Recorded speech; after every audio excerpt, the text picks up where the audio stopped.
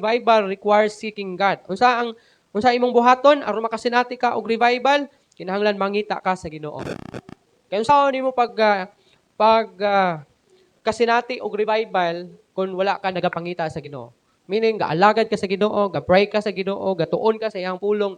Mao na ang mga timaan sa pagpangita sa Ginoo diha sa imong kinabuhi. Revival is not about better program.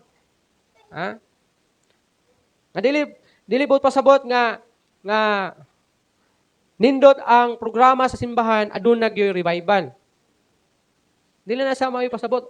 Don't get me wrong, na ang program kay dili na importante sa church, importante gyapon na siya. Pero kung ang imong unahuna, dapat nindot ang program sa church para dunay revival, dili ingon ni ana. Tungod kay ang revival man God, between nimo ni og sa Ginoo. Bisa pag unsa ka nindot ang program sa Ginoo, kung wala kay kini personal nga relasyon sa Ginoo, dili mo inana kasuod sa Ginoo.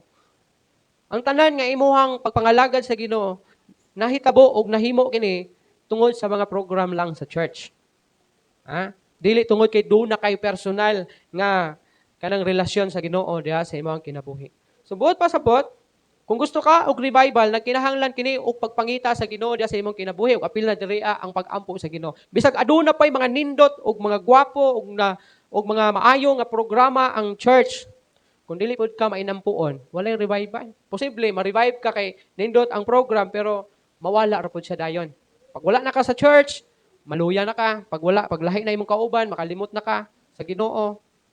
Kaya ang revival manggod, di lang ni masinati nimo diri sulod sa church, kundi bisan nagtrabaho ka, bisan og nakay kauban nimo imong mabarkada, bisan nakay sa eskwelahan o asa makandapita, naakay kadasig diha sa imong heart nimo. Ug kana siya nga kadasig, mao na ang mubadlong sa imo nga dili mo kompromiso sa Ginoo diha sa imong kinabuhi o dili i-compromise ang imong relasyon sa Ginoo diha sa mga nagapanghitabo outside sa church. No? Revival is about experiencing God's presence. Unsa ang revival? Mao kini ang pagsinati, pag-experience sa presensya sa Ginoo sa imong kinabuhi. Kung wala kay Kristo sa imong kinabuhi, wala.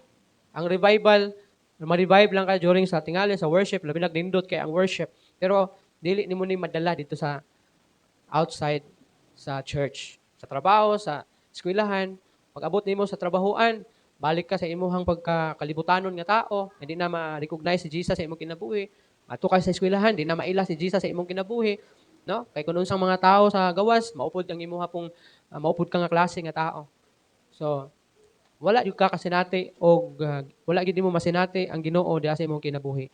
Kay wala man nimo nadala diha sa gawas si Kristo. Ingon nga Ginoo sa imong kinabuhi.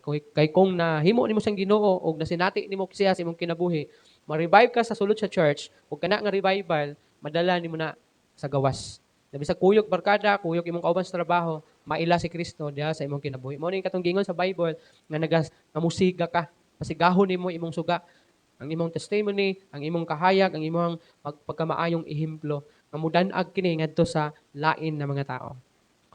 Sama sa usa ka traveler sa butang lang nato kining mga hiker, no? Mga mountain climber nato. Nakini sila sa panahon nga sila uhawon, kung mahutan ni sila tubig, kinaman sa tubig baon, maningkamot yun ni silang makakita og tubig aron katambalan ang ilang kauhaw.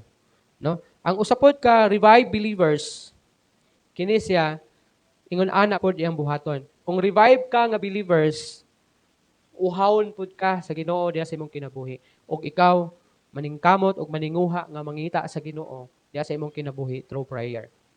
No? Kay giuhaw man ka sa Ginoo, gigutom man ka sa Ginoo o sa pulong sa Ginoo, manamangita ka sa Ginoo sa imong kinabuhi.